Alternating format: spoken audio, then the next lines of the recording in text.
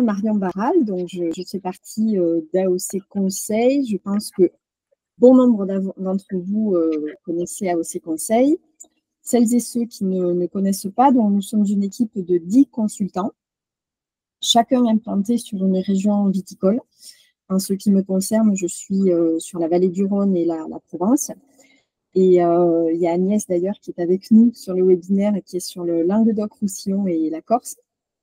Ce qui ne veut pas dire que nous ne sommes pas amenés à faire des missions en dehors de notre région, hein, ça peut arriver. Et nous avons aussi des complémentarités d'expertise. Bon nombre d'entre nous ont à la base une formation technique. En ce qui me concerne, je suis ingénieur agronome. Et au cours de notre carrière, on a été plus sur l'aval, le commerce et le marketing, ce qui nous permet d'avoir quand même une vision d'ensemble de la filière. Et en ce qui me concerne, j'ai la petite casquette digitale, une forte sensibilité digitale. J'avais aussi fait une formation en master à Télécom Paris Tech sur ces sujets-là. Et donc, il s'avère que pendant le Covid, j'étais beaucoup questionnée sur ces questions de digitalisation et de commercialisation sur Internet par les vignerons, les responsables commerciaux, etc. Et donc, j'avais déjà en tête d'écrire un livre. Alors, par manque de temps, j'avais juste écrit un livre blanc, donc un document de synthèse d'une dizaine de pages. Mais j'avais bien en tête d'écrire un vrai livre, sachant que lorsque j'avais regardé, il n'existait rien en la matière. Il existe des livres sur le e-commerce, mais spécifiques à notre secteur d'activité. Je n'ai rien trouvé, que ce soit en France ou à l'étranger. Donc j'ai pris le temps, et ça y est, il est là. Donc, alors il est principalement disponible en version numérique, hein, en PDF sur le site d'AOC Conseil. On en a fait imprimer quelques-uns pour offrir, pour montrer, etc. Mais quand même, l'idée, c'est de permettre une large diffusion souple, facile, en format PDF. Mais bon, c'est un vrai livre, hein, il y a quand même pas mal de pages. Voilà. Si jamais à un moment, vous ne m'entendez pas bien, ou alors s'il y a quelque chose que vous ne voyez pas bien sur l'écran, en raison d'un problème technique, n'hésitez pas à me le dire. Hein, voilà. Donc, les objectifs aujourd'hui, où en est ce secteur du e-commerce du vin depuis le Covid? Et puis, l'idée, c'est d'avoir quelque chose de très pratico-pratique, de ne pas rester dans la théorie, donc de vous partager des stratégies. Hein. J'ai notamment interviewé 3 opérateurs dans ce livre. Nicolas Gravelier des Grappes, Brice Marceau du Petit Ballon et une vigneronne avec laquelle j'ai travaillé dans la vallée de la Loire sur sa commercialisation Internet. Et puis du coup, vous donner des outils, des conseils qui pourront vous aider à appliquer ces stratégies dans vos cas de figure, à vous.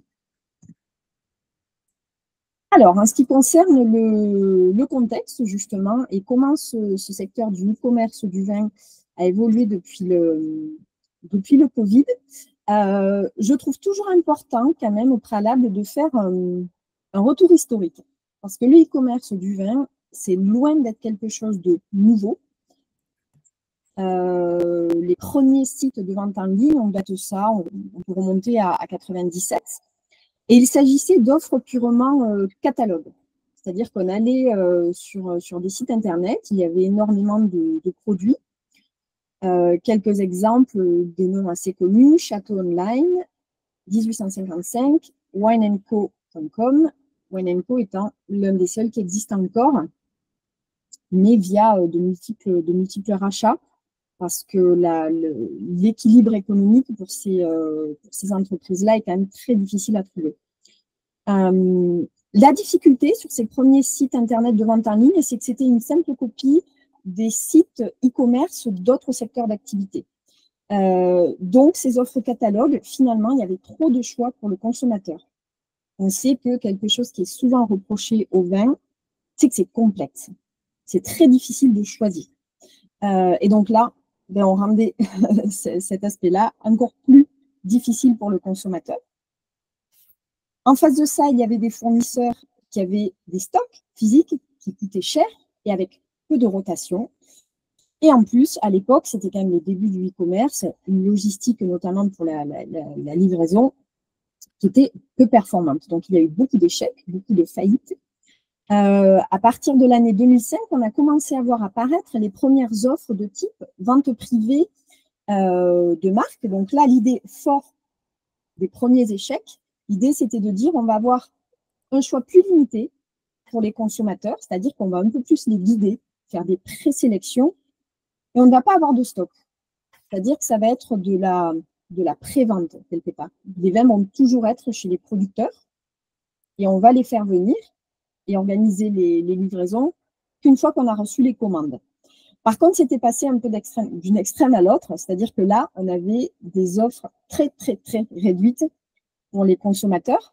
Quelques exemples, un jour un vin, qui existe encore, et caveprivées.com. Quelques années après, on a vu apparaître des ventes privées plus transversales, avec un peu plus de souplesse.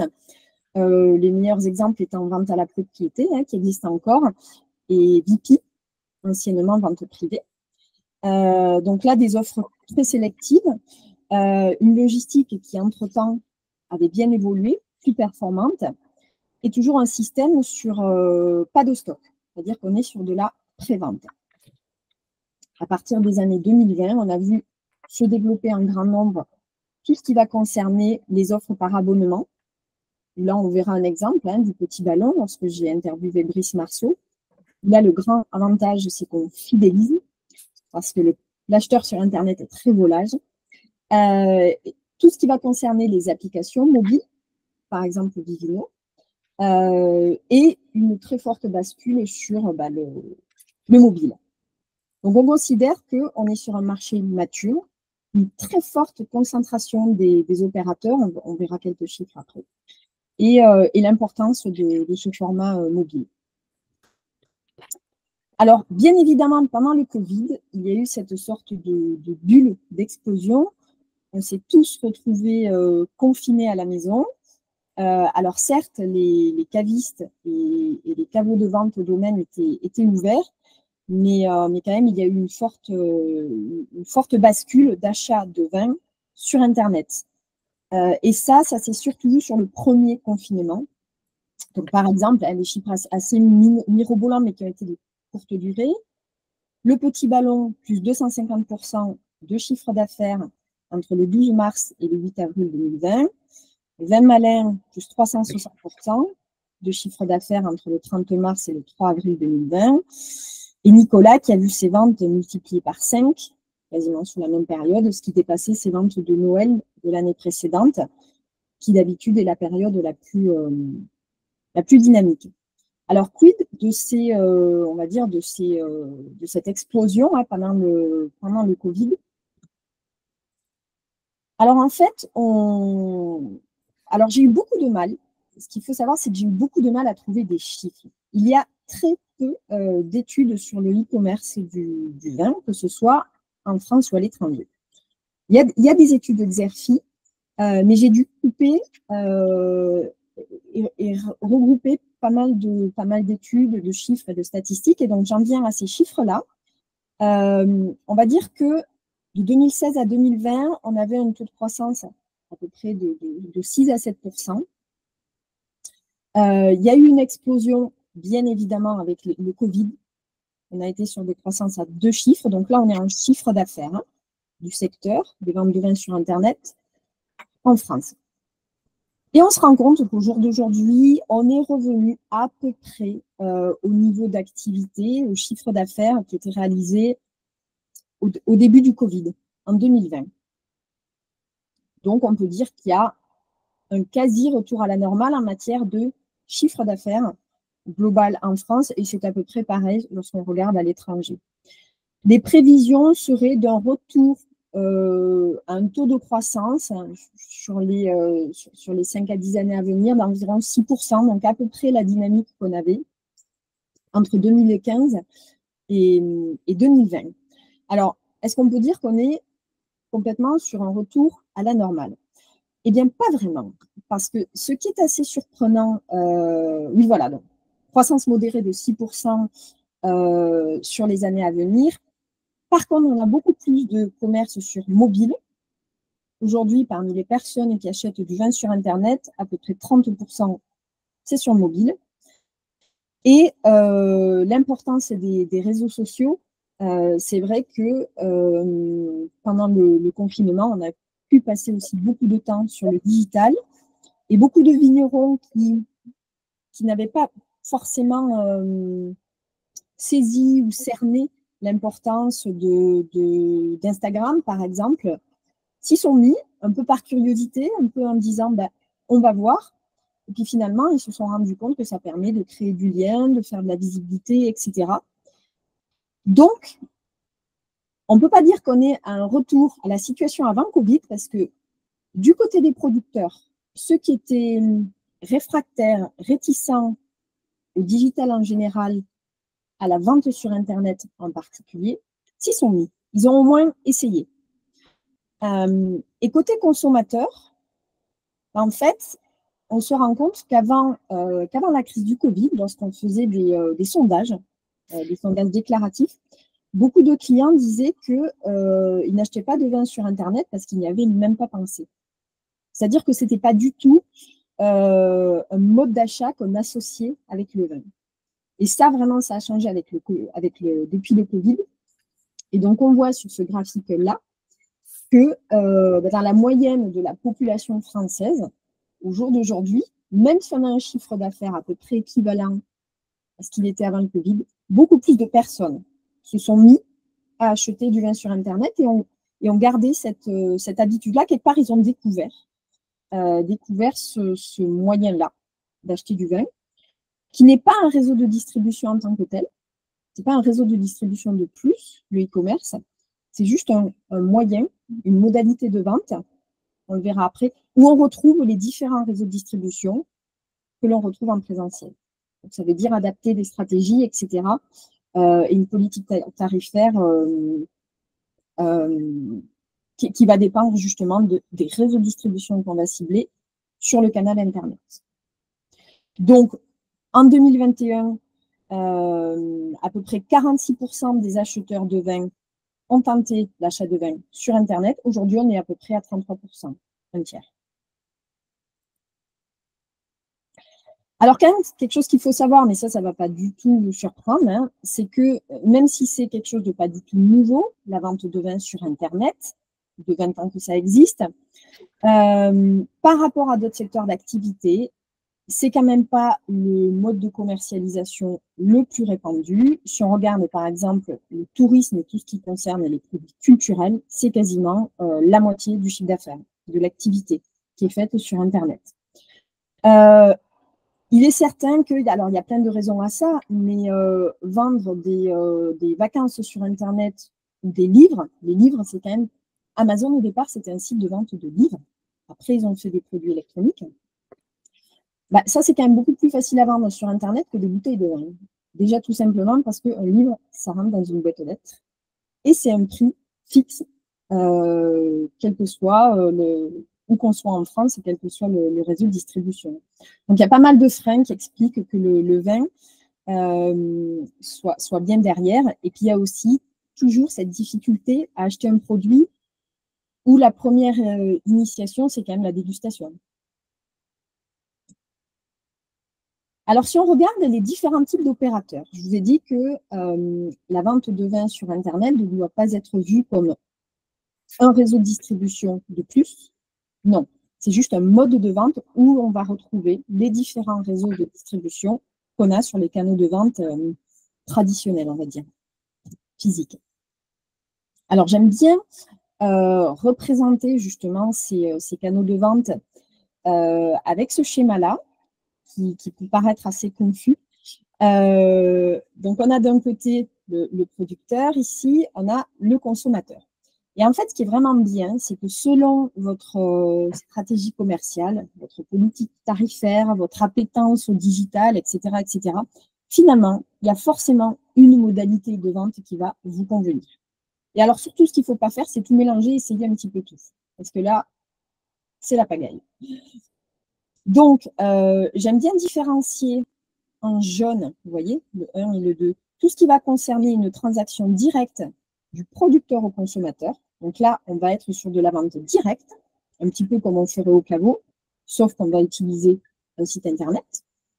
En orange, je vous mets ce qui va concerner des transactions B2B, c'est-à-dire qu'on est de professionnel à professionnel. Donc, on va avoir un intermédiaire, un professionnel, à qui on va vendre son vin et lui-même va revendre, je vais vous donner des exemples après, va revendre à des consommateurs et va définir sa politique tarifaire, sa stratégie commerciale, promotionnelle, etc. Et il y a aussi un autre code couleur qui est un peu le jargon du digital. En bleu, je vous ai mis ce qu'on appelle les opérateurs click and mortar. Ça veut dire la souris, le mortier. Si vous voyez apparaître click and mortar, ça veut dire des opérateurs où il y avait un point de vente physique, par exemple votre caveau de vente, ou par exemple une cave à vin, et qui après, en plus de ce point de vente physique, se sont lancés sur le digital. Donc ça, c'est par opposition à ce qu'on appelle en vert les opérateurs pure players, les opérateurs 100% digital. C'est-à-dire qu'eux n'ont pas de point de vente physique. Vous avez par exemple tout ce qui va être les box et abonnements, les ventes événementielles, des sites de niche comme OE qui est positionné sur les vins bio et qui n'a pas de point de vente physique. Donc déjà, il est important de connaître toutes ces modalités de vente et tous ces types d'opérateurs pour déjà comprendre lequel va être le mieux adapté à ma stratégie. Alors, le modèle vente directe. En anglais, vous pouvez voir D2C ici, Direct to Consumer. Alors, donc ça, par exemple, ça va être si vous avez votre propre site de vente de vignerons. Alors, et vous avez aussi les... ça, je vois. Alors, les avantages de cette modalité de vente. Donc, en gros, c'est une vente au caveau via un site Internet. Vous avez un contrôle total sur la marque et l'expérience client, c'est-à-dire que c'est vous qui allez mettre en ligne vos contenus sur votre site Internet, le visuel, etc. ou le faire via une agence ou un freelance, hein, si vous êtes un petit peu moins à l'aise. Vous pouvez récupérer des données clients, faire du marketing ciblé. Alors ça, c'est un peu plus complexe. Il faut se faire accompagner de professionnels pour ça, mais en tout cas, c'est tout à fait possible. Et là, c'est vous qui définissez vos tarifs. Donc, comme dans un caveau de vente, vous allez être sur le canal de distribution où vous vendez le plus cher. C'est votre tarif particulier. Donc ça, c'est pour les avantages. Pour les inconvénients, bien sûr, il y en a. Déjà, il va falloir avoir un site marchand. Donc, ça va prendre du temps de l'alimenter, de le mettre à jour. Il n'y a rien de plus insupportable qu'un site marchand avec un millésime. Vous passez une commande, on vous dit il n'est plus disponible. Et puis, il y a quand même un petit peu de maintenance aussi. Le marketing est essentiel pour attirer le trafic parce que sur Internet, vous êtes noyé dans une multitude de sites e-commerce, de sites de vignerons, etc. Donc, je dis toujours qu'en e-commerce, il faut être encore plus vendeur que dans un magasin. Et puis, c'est vous qui gérez la logistique. Hein. C'est vous qui allez faire vos expéditions, qui allez faire les colis, etc. Sur le plan technique, pour avoir des sites marchands, aujourd'hui, il y a énormément de modalités qui font que ça ne représente plus des coûts astronomiques d'avoir un site marchand. Il y a par exemple le module WooCommerce sur les sites WordPress qui permet d'avoir la fonctionnalité marchande. Aujourd'hui, énormément d'agences développent des sites sous WordPress, qui était à l'origine un outil pour faire des blogs. Hein. Pourquoi? Parce que ça vous permet, via un login et un mot de passe, de modifier tous les contenus. Vous pouvez mettre à jour vos fiches produits, les textes et les photos, etc. PrestaShop, c'est vraiment là un outil sur mesure pour des sites e-commerce, mais qui donne un petit peu plus de possibilités de personnalisation par rapport à WordPress associé au module WooCommerce. Et Shopify, pareil, c'est un site pour vraiment créer des sites de vente en ligne. Mais là, c'est un modèle via un abonnement. Et ça, vous pouvez le faire vous-même quasiment sans l'intervention d'une agence. Vous allez choisir ce qu'on appelle un template, un visuel, etc. Donc ça, c'est quand on est vente directe au consommateur. Donc je vends sur Internet un petit peu comme si je faisais ma vente au caveau. Deuxième modalité, je vais utiliser les marketplaces. Alors là aussi, dans le digital, il y a énormément de jargon anglo-saxon. Marketplace, ça veut dire place de marché. Donc, ce sont quoi? Ce sont des sites Internet où on va mettre en avant votre offre, mais ça va juste être une vitrine. C'est-à-dire que ça va toujours être vous qui mettez à jour vos fiches produits, vos tarifs, et c'est vous qui faites l'expédition. Les grappes en fait partie. Amazon, même si pour le vin, c'est peu utilisé. Cdiscount, Vivino. Vous avez aussi Avenue des Vins, qui est sur le modèle de la marketplace. Alors, l'avantage ici, c'est que vous avez des sites Internet qui ont beaucoup plus de visibilité et de notoriété par rapport à votre site Internet de vigneron ou de vigneronne. C'est toujours vous qui contrôlez les prix auxquels vous affichez vos vins. Et vous avez moins de gestion technique parce qu'en fait, la partie technique, l'apparence de la plateforme, etc., est gérée par la marketplace elle-même. Alors, bien évidemment, il faut que ces opérateurs-là se rémunèrent. Donc, dans la plupart des cas, c'est par des commissions qui sont de manière générale entre 15 et 20%. Des fois, vous avez des fonctionnalités supplémentaires via un abonnement, en plus de ces commissions sur les ventes. Et c'est toujours à vous de faire la logistique, hein, de faire le colissage des vins et l'expédition des vins. Troisième modalité, là, vous travaillez en B2B, c'est-à-dire que vous allez vendre la marchandise à un professionnel qui lui-même va revendre au client final. Un petit peu comme si vous travaillez avec un grossiste, hein, comme vous avez probablement l'habitude de le faire sur vos réseaux de distribution classiques. Alors là aussi, l'avantage, c'est qu'en général, ces sites-là ont une forte notoriété, une forte visibilité, beaucoup de visiteurs. Vous vous occupez de rien, finalement. Ce n'est même pas vous qui saisissez les fiches produits, les contenus, etc. Et potentiellement, ça peut vous donner accès à des volumes assez conséquents de vente. Hein. Là, on va plus parler de vente à la palette. Par contre, bien évidemment, ce n'est pas vous qui contrôlez les prix de revente. Vous avez votre prix de vente au professionnel, mais après, c'est lui qui va décider à quel prix il affiche le ou les produits sur son site Internet. C'est aussi lui qui va choisir, qui va déterminer sa politique promotionnelle. Et vous vendrez bien sûr à ce professionnel un tarif moins cher que lorsque vous êtes en vente directe au consommateur. Quelques exemples, il y a beaucoup d'opérateurs. Vous avez par exemple le Petit Ballon, qui en plus a une formule par abonnement. Vous avez Leclerc et tous les opérateurs de la grande distribution. Vinatistes, hein, qui sont des cavistes en ligne, on peut les appeler comme ça. Ils sont très nombreux, c'est un secteur très concurrentiel. Et les classiques, les cavistes classiques, type Nicolas, qui après sont allés sur le digital.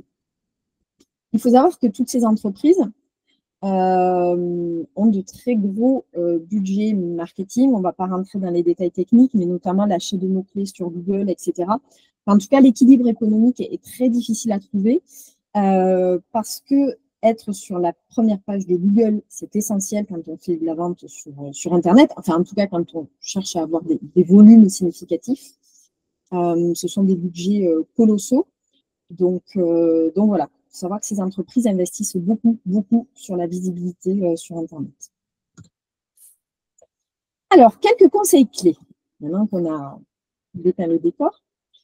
Alors, le premier conseil et le plus important, je l'ai dit dès le début, c'est la cohérence tarifaire.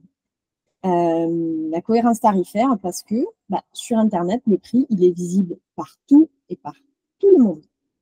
Donc, je vous donne un exemple. Vous faites, voilà, vous vous mettez d'accord avec vente privée pour faire une vente, hein, donc une vente VP, pardon. VP, c'est sur une durée déterminée et les personnes abonnées à VP vont recevoir l'offre. On sait que tous les cavistes sont abonnés. pour recevoir les offres.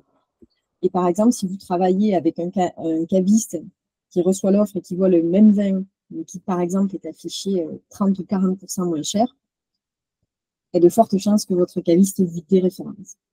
Donc, il faut être très, très, très vigilant, ce qui peut arriver aussi dans votre caveau de vente, parce que site internet pas mis à jour ou autre, manque de communication au sein des équipes, un client arrive dans le caveau, vous achetez déguste une cuvée et vous dit ben, je ne comprends pas, là il y a une promo sur le site internet, elle n'est pas au caveau. Là, c'est dramatique. Les conséquences pour le consommateur, c'est dramatique.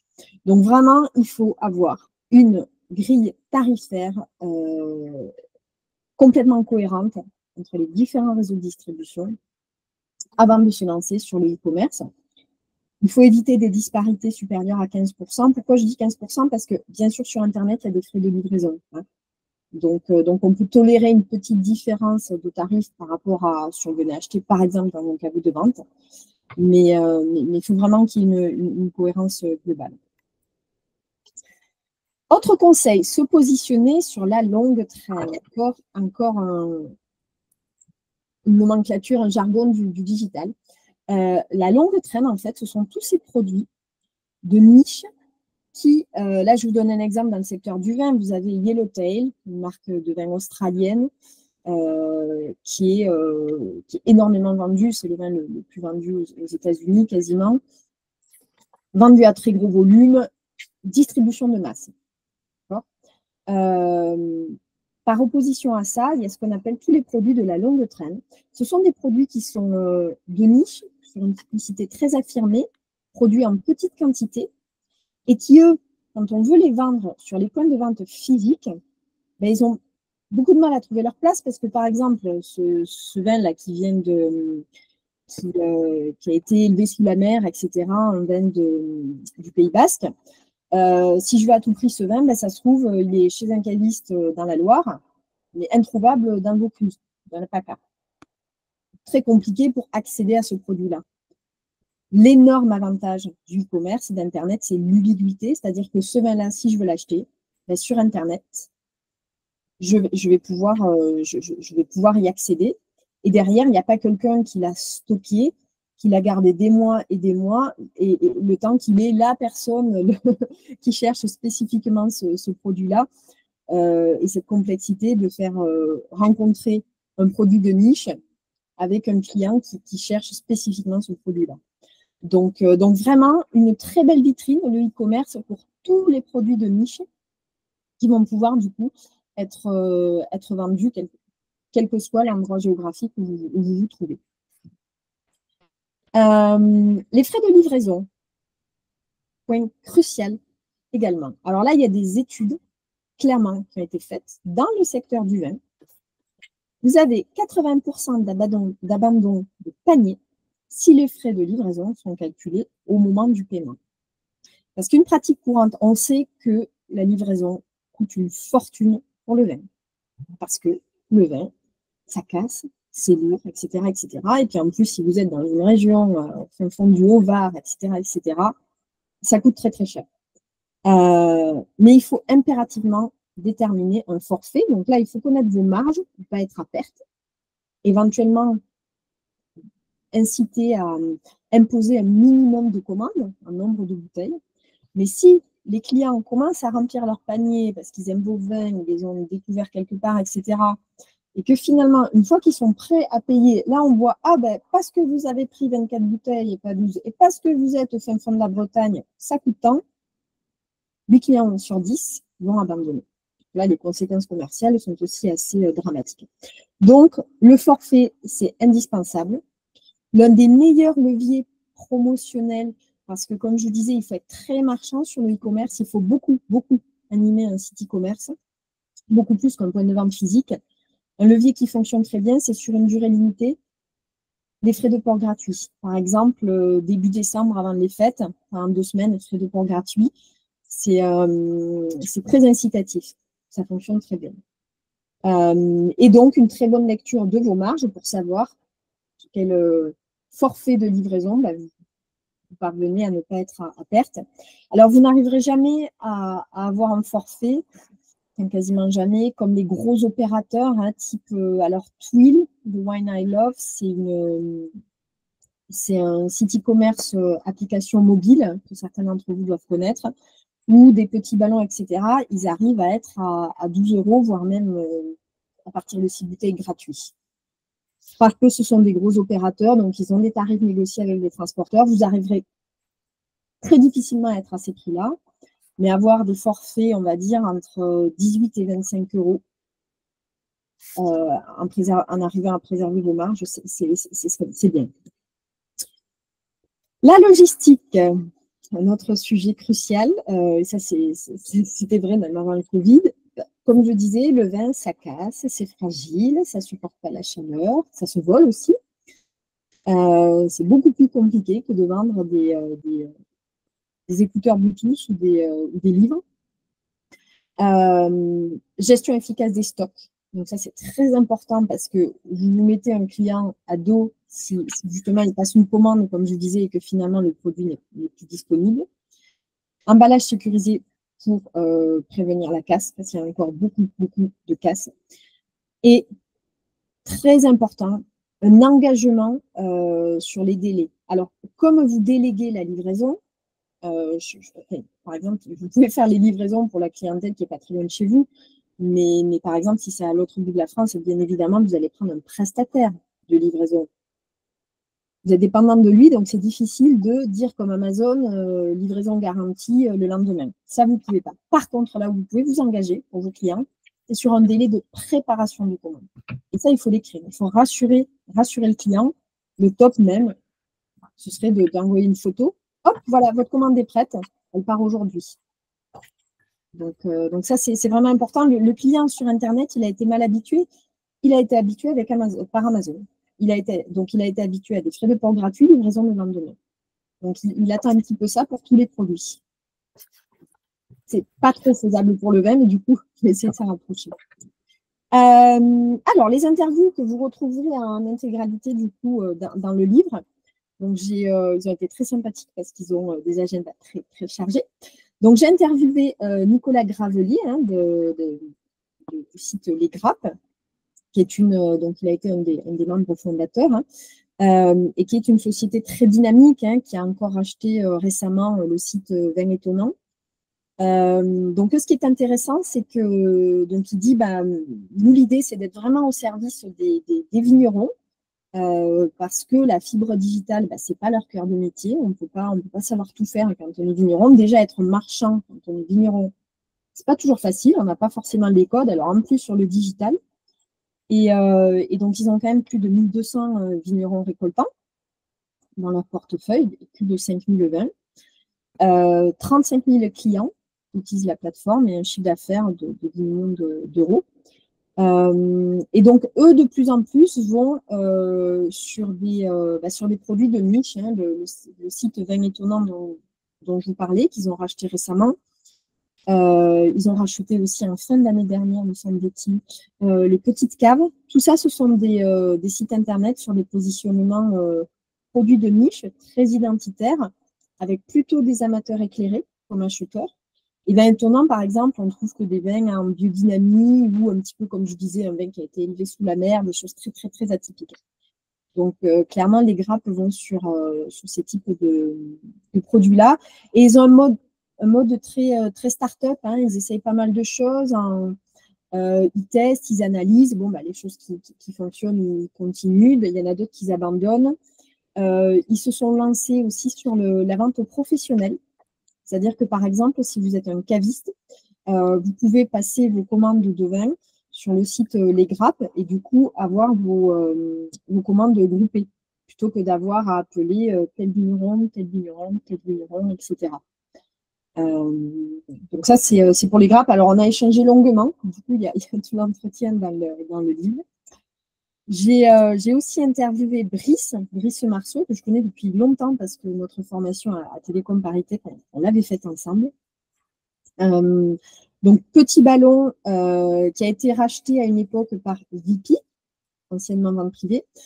et qui là maintenant fait partie d'un groupe de logistique, une société de logistique lyonnaise. Donc c'est quand même significatif, hein, que ce soit une société de logistique qui rachète un site e-commerce.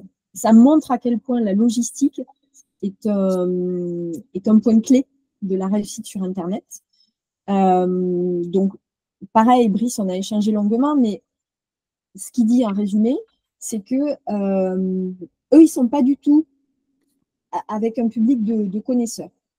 Donc, ça va plutôt être eux, ils vont faire des sélections, ils vont essayer d'aller vers des choses un petit peu originales, de surprendre, parce que le concept, c'est qu'on s'abonne au petit ballon ou on offre un abonnement.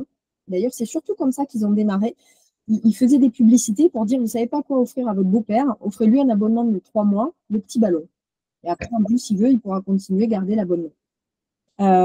Et donc, eux s'adressent à des personnes qui ne se connaissent pas forcément. Et donc, l'idée, c'est que chaque mois, on va recevoir 2 bouteilles avec une petite fiche assez sympathique, très ludique et très pédagogique. On va découvrir des vins. Alors, il faut savoir que la seule chose qu'ils ne mettent pas dans les box mensuelles, les formules par abonnement, il y en a différentes formules d'abonnement, ils ne mettent pas de rosé.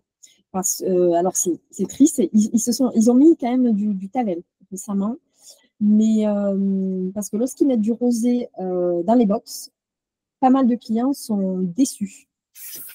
Donc, ils ont aussi un site de vente en ligne permanent où il y a des rosés, et notamment la cuvée Bati Bati. La cuvée Bati Bati, c'est une marque du petit ballon, où chaque année, ils vont chercher un producteur partenaire, et ça va changer d'une année sur l'autre, et qu'ils commercialisent sous le nom Bati Bati. Mais en tout cas, pas de rosé dans les box. Donc, il faut savoir si vous démarchez le petit ballon, sachez que vous n'aurez pas trop de succès avec vos rosés, en tout cas pour les box. Donc, c'est 22 millions d'euros de chiffre d'affaires en 2023, 130 000 abonnés actifs, sachant qu'il y a 3-4 ans, on était plus aux alentours de 100 000, et acquis par VP, et maintenant, c'est une société de logistique lyonnaise. Et vraiment, ils ont un mode. Alors, ils s'adressent aussi à des consommateurs assez jeunes, hein, on le voit sur leur communication digitale. Les acheteurs sont jeunes, les équipes sont jeunes. Ils utilisent beaucoup le levier d'acquisition digitale, justement. Ils font aussi participer les consommateurs pour choisir des cuvées, etc. Donc ils sont très axés vers le consommateur. Sophie Jourdain, la vallée de la Loire. Alors, j'ai travaillé avec d'autres vignerons, mais j'ai interviewé Sophie qui a une forte activité au caveau. Hein. C'est elle, les ventes directes, c'est 20% de son chiffre d'affaires. Alors elle, hein, ce sur quoi on a beaucoup travaillé dès le début, sans surprise, c'est la logistique et la cohérence tarifaire. Parce que nous avions 2 difficultés, c'était elle s'était lancée sur Internet, comme bon nombre de vignerons, et en fait, les frais de livraison étaient calculés au prorata du nombre de bouteilles en fonction de la zone de livraison. Et donc, bien sûr, elle disait, j'ai très peu de ventes. Voilà. Donc là, on a travaillé sur un forfait. Donc, on est bien parti de ses marges par cuvée, etc. Et trouver un forfait où elle ne perdait pas d'argent. Et la cohérence tarifaire, parce qu'elle avait des revendeurs, par exemple des cavistes qui avaient aussi un site de vente en ligne, qui vendaient moins cher qu'elle sur son propre site de vente en ligne. Donc, ça ne s'est pas fait en un coup de cuillère à peau, hein, ça a pris un petit peu de temps. Et alors, elle a aussi le challenge, comme je pense bon nombre d'entre vous, de la saisonnalité, parce que lorsqu'elle est en pleine saison touristique, hein, notamment du mois de mai jusqu'à maintenant à peu près, la personne qui s'occupe du site internet, c'est la personne qui gère le caveau. Donc, elle peut y consacrer beaucoup moins de temps en pleine saison touristique. Par contre, l'hiver, hein, elle dit, je consacre 30 à 40% de mon temps au digital, ce qui est énorme. Hein. Mais du coup, elle utilise beaucoup la newsletter. La newsletter, elle travaille très bien ses contenus. Du coup, elle a des clients réguliers. Alors, on ne peut pas demander à un acheteur sur Internet, ça faut en être conscient, de vous commander du vin toutes les semaines. Sauf à ce qu'il fasse de la revente derrière, on ne peut pas lui demander de boire 3 bouteilles de vin par jour. Sachez que ce qui est normal pour un site de vigneron, ça va Donc, un client régulier, ben, c'est un client qui va vous passer une commande par trimestre, par exemple. Hein, on préfère qu'il fasse des commandes un peu conséquentes, mais c'est sûr qu'il ne faut pas commander toutes les semaines, c'est irréaliste. Ouais. Et pour terminer, on va nous passer aux questions.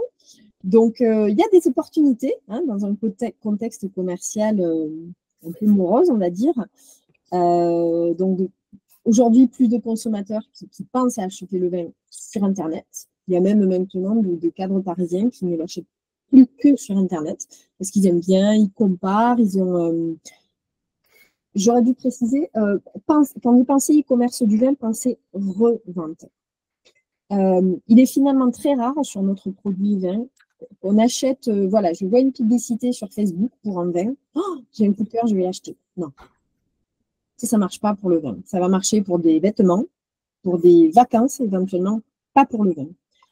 Quand vous pensez e-commerce, pensez que votre consommateur, c'est quelqu'un qui aura quasiment toujours découvert votre produit via un autre moyen. Parce qu'il l'aura goûté dans un restaurant, il n'y a pas de caviste autour de chez lui qui les vend, parce qu'il est venu dans votre caveau, mais il habite à l'autre bout de la France, donc il veut en racheter 3 mois après, parce que quelqu'un lui en a parlé, ou il y a eu un article dans la presse. Vous voyez, donc, on va dire qu'il y a déjà un degré de connaissance de votre produit. Sur d'autres produits, on peut activer le levier émotionnel coup de cœur. Sur le vin, non. On n'achète pas un vin parce qu'on trouve que la bouteille est jolie et voilà, on va en prendre 3 cartons sur Internet. Non. Monter en puissance et des marketplaces et des stratégies omnicanal. Alors, par omnicanal, là aussi, c'est encore ce jargon du digital. Quand je vous disais qu'il y a des sites qui ont démarré sans point de vente physique, ce qu'on appelle les pure players. Exemple, Petit Ballon. Aujourd'hui, le Petit Ballon a plusieurs boutiques. C'est ça qu'on appelle les stratégies omnicanal, plusieurs canaux. C'est-à-dire qu'ils sont partis en n'ayant que du web. Mais en fait, ils se rendent compte que pour encore plus fidéliser les clients, fidéliser sur Internet, c'est le plus dur. On est à 2 clics de la concurrence. On n'est pas à 2 km, 10 km, on est à 2 clics. Ah bah, par exemple, ils vont faire des animations dans les points de vente physiques. Donc, ils ont des caveaux de vente, comme des cavistes classiques, et ils vont faire des soirées où ils vont inviter les producteurs, etc. Et là, on joue vraiment le jeu des synergies.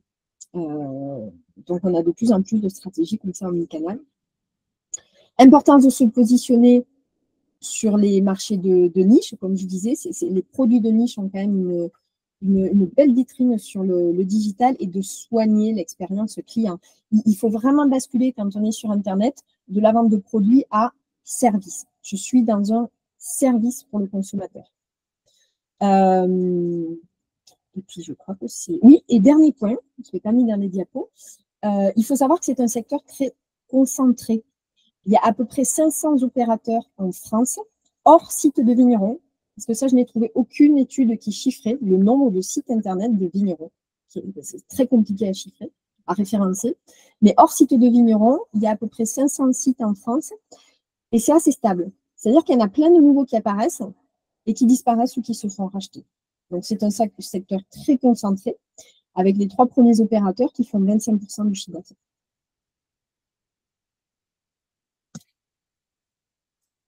Voilà.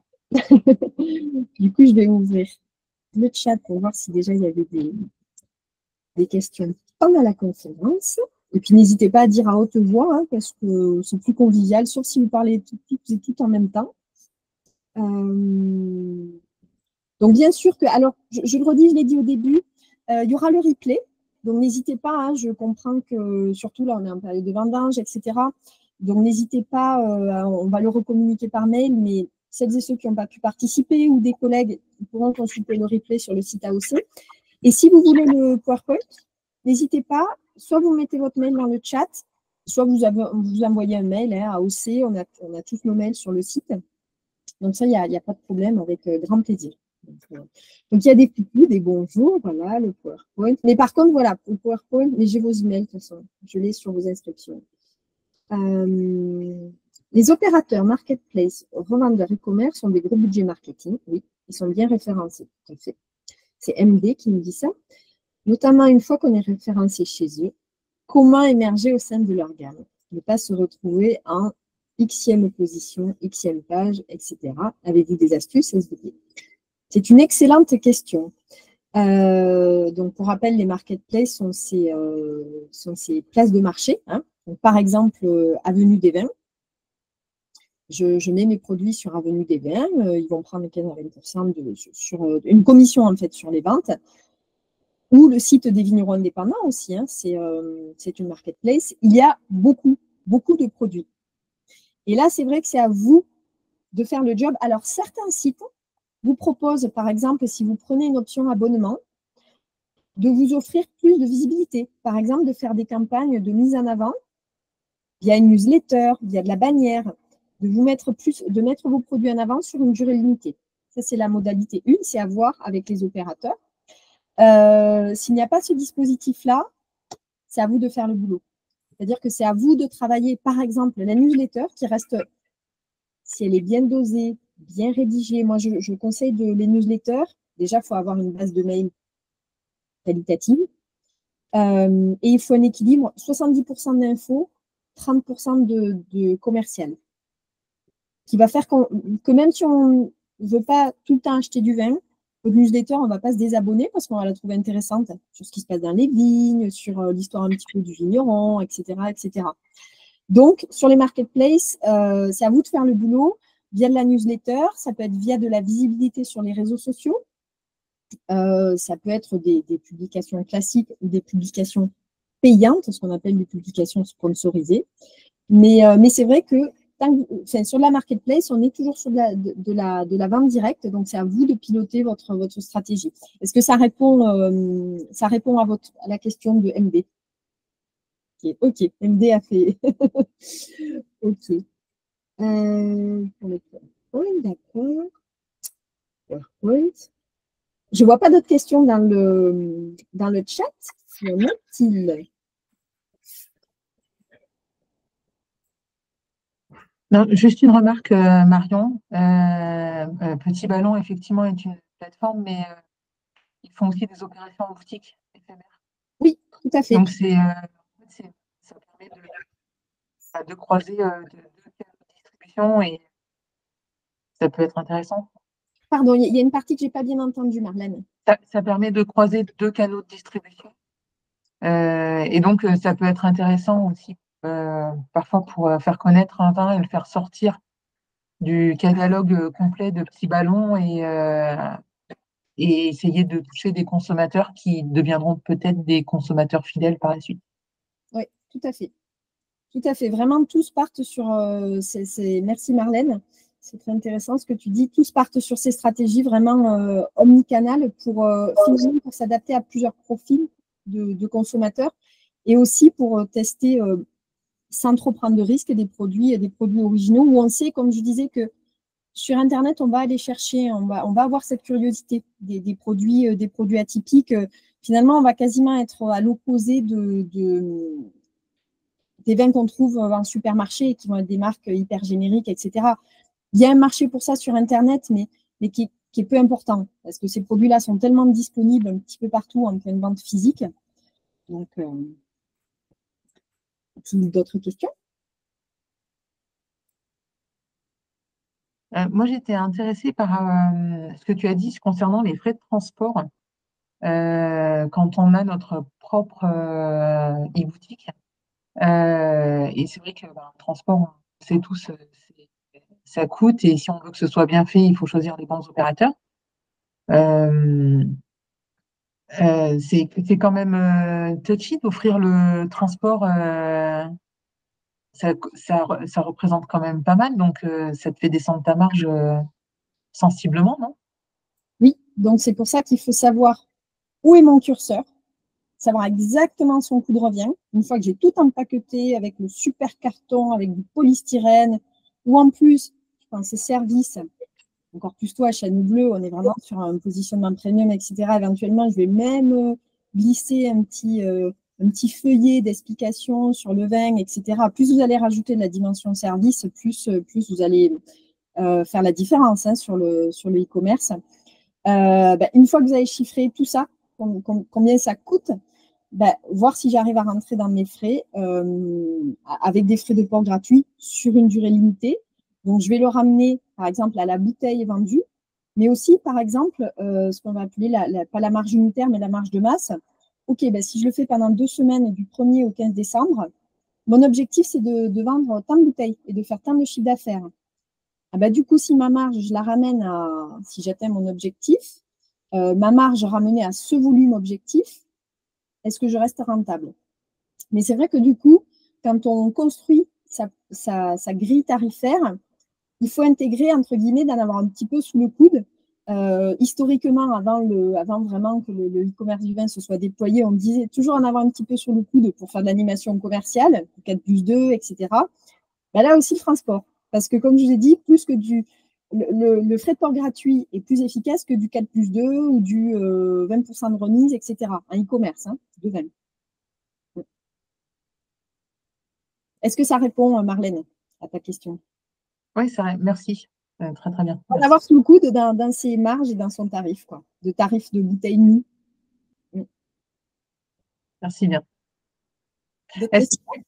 Est-ce que tu penses que les consommateurs sont sensibles aux emballages, type éviter le polystyrène pour être plus recyclable et ce genre de choses, ou est-ce que est-ce qu'il y a des études là-dessus, tu sais, ou pas sur, Je n'en ai jamais vu, mais ça me paraît assez cohérent que le consommateur qui va acheter du chêne bleu, il a une très forte sensibilité environnementale. Nous, on a sur les emballages depuis longtemps, mais c'est toujours un questionnement par rapport à la sécurité quand tu envoies les bouteilles, qu'elles arrivent en bon état, quoi. Oui, parce que c'est sûr que ce soit le polystyrène ou le papier à bulles, c'est franchement pas écolo. Et on en met beaucoup pour une seule bouteille. Ça, je suis entièrement d'accord avec toi. Donc, d'études factuelles là-dessus, non. Et ce qui est un vrai challenge aussi sur Internet, alors je disais produit de niche, qui a une belle vitrine, mais du coup, en face de ça, ça veut dire toute une diversité de consommateurs qui ont des cibles bien spécifiques. Donc, les réseaux sociaux, mine de rien, souvent je dis c'est important le digital, mais ce n'est pas les publications Instagram qui vont vous faire vendre. Ça, quand même, il faut en être conscient. Passez pas tout votre temps, c'est important, mais passez pas tout votre temps sur Instagram. Par contre, animez bien, mettez bien à jour votre site e-commerce ou travaillez bien avec votre intermédiaire. Mais les réseaux sociaux sont un excellent outil d'écoute. Et justement, pour mieux percevoir votre client, est-ce que lui, c'est plus l'emballage ou le fait que je communique sur les petites abeilles ou autre, c'est un excellent outil pour cerner ça, de regarder un petit peu comment ça réagit, comment ça répond. C'est ce qu'on appelle le social listening. Voilà. Ça permet de ne pas rester dans une dynamique nombriliste et du coup d'être dans cette dimension de service. Et je m'adapte vraiment à la demande de mes clients qui va être assez pointue et très différente d'un domaine à l'autre. D'autres questions?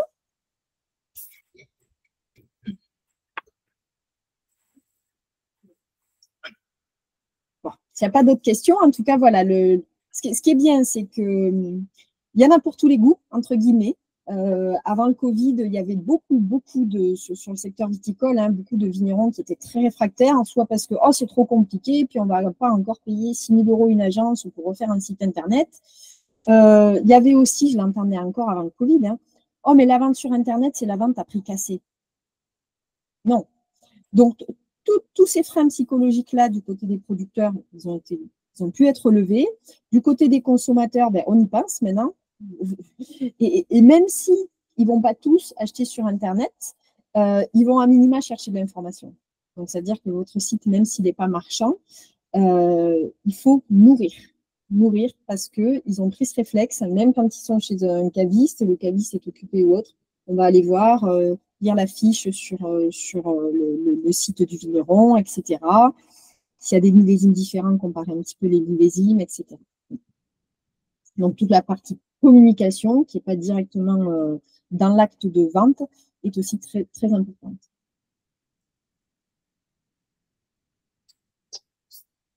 2 minutes, il nous reste. pour une petite question.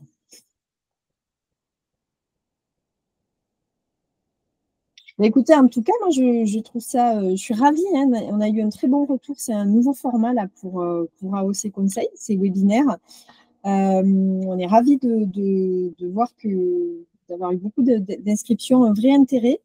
Et on espère vraiment que ça va vous servir, hein. On a essayé, on va faire à tour de rôle les différents consultants sur des thématiques ciblées et toujours ce côté pratico-pratique. Que ça vous permette d'avoir des outils, des conseils, surtout dans une conjoncture où c'est un peu déprimant, on va dire, hein. Donc, nous, on est plutôt dans l'état d'esprit non, non, mais on se retrousse les manches et il y en a des solutions. Par contre, il ne faut pas y aller en amateur. Faut vraiment... Donc, c'est bon pour vous? Plus, plus? Bon, un grand merci à vous. Bon courage à celles et ceux qui n'ont pas encore terminé les vendanges. À Bordeaux, il y en a même qui commencent juste, hein, donc c'est dur cette année, c'est compliqué. Mais bon courage à toutes et à tous. Et puis, ben, à bientôt. Voilà, sur un prochain séminaire AOC, sur un salon, etc., dans les vignes. Merci.